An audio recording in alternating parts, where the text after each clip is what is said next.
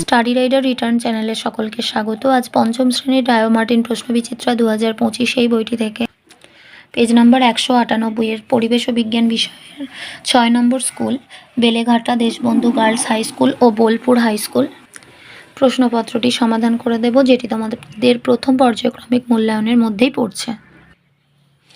একের দাগে সঠিক উত্তরটি নির্বাচন করে লেখো। এক, হৃৎপিণ্ডের শব্দ বোঝা যায় যে যন্ত্রের দ্বারা, তা হলো স্টেথোস্কোপ। কনুই থেকে কবজি পর্যন্ত হাড়ের নাম হলো আলনা ও রেডিয়াস। ওআরএস বানাতে কোনটি লাগে? নুন, চিনি, জল। প্রদত্ত যে প্রাণীর চামড়া সবথেকে পুরু, তা হলো গন্ডার। অতিবেগুনি রশ্মি শোষণ করার জন্য চামড়ায় থাকে মেলানিন। দুয়ের দাগে শূন্যস্থান পূরণ করো। এক, ড্যাশ চামড়া দিয়ে পোশাক বা ঢাল বানানো হয়? গন্ডারের চামড়া দিয়ে। দুই, চামড়ার রং কালো হয় মেলানিনের জন্য।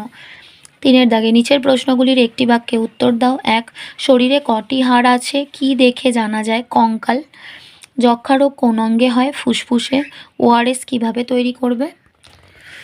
প্রথমে জল 20 মিনিট ফুটিয়ে ঠান্ডা করে নিতে হবে। এরপর 1 গ্লাস ওই ফোটানো জলে 1 চামচ চিনি আর 1 চিমটে নুন দিলে তৈরি হয়ে যাবে ওআরএস।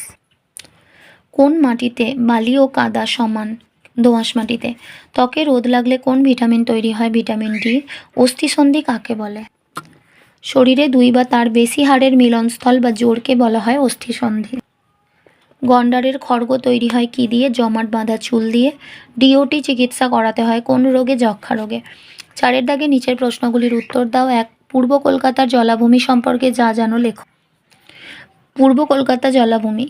সমস্ত কলকাতার নোংরা এই জলাভূমিতে জমা হয়, ফলে কলকাতা পরিষ্কার পরিচ্ছন্ন থাকে।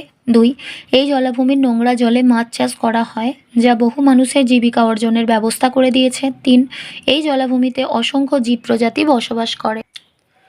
যক্ষ্মা রোগের চিকিৎসা সম্পর্কে যা জানো লেখো। যক্ষ্মা রোগ হলে সরকারি স্বাস্থ্যকেন্দ্রে ডিওটি চিকিৎসা করানো দরকার। একই সঙ্গে পুষ্টিকর খাদ্য যেমন দুধ, ডিম, মাছ প্রভৃতি গ্রহণ করতে হবে। যক্ষ্মা রোগ যাতে না হয় সেজন্য শিশুদের BCG টিকা দেওয়া হয়। জলদাপাড়ার জঙ্গলে কি দেখতে পাওয়া যায়? ভারতীয় বাইসন বা গৌড়। তার সঙ্গে কোন প্রাণীর মিল আছে? দেশি গরুর। হৃৎপিণ্ডের কাজ লেখো। পাম্প করে সারা শরীরে রক্ত ছড়িয়ে দেওয়াই হৃৎপিণ্ডের কাজ। মাটি কত প্রকার ও কী কী? মাটি 3 প্রকার, যথা এঁটেল, বেলে, দোআঁশ।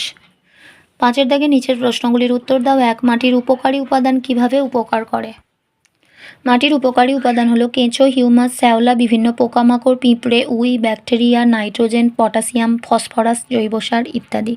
এরা কিভাবে উপকার করে? কেঁচো মাটি ওলটপালট করে মাটির উর্বরতা বৃদ্ধি করে। জীব ও জীবাণুরা বিভিন্ন মৃত জৈব উপাদানকে ভেঙে নাইট্রোজেন, ফসফরাস, পটাশিয়াম প্রভৃতি মাটিতে মেশায় এবং মাটির উর্বরতা বৃদ্ধি করে।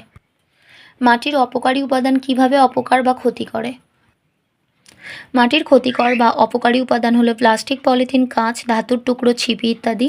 এরা মাটিতে আলো বাতাস প্রবেশে বাধা দেয়, মাটিতে গাছের শিকড় প্রবেশে বাধা দেয়, ফলে গাছ ঝড়ে পড়ে যায়, মাটি আলগা হয়ে যায়, মাটির ক্ষয় বৃদ্ধি পায়, মাটির উর্বরতা নষ্ট হয়, মাটিতে জল ছুঁইয়ে নামতে বাধা দান করে ইত্যাদি।